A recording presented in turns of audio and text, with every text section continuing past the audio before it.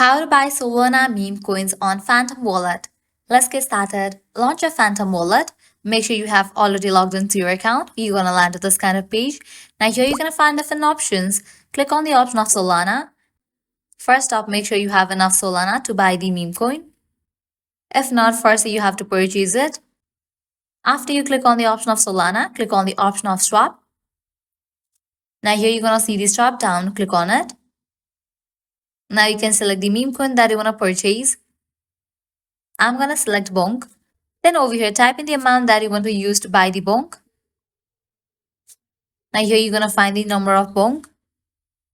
After you type in the amount and select the bonk number, you can just go through the process and buy the Solana meme. You just have to confirm the transaction. So this way you can easily buy Solana meme coins on Phantom Wallet.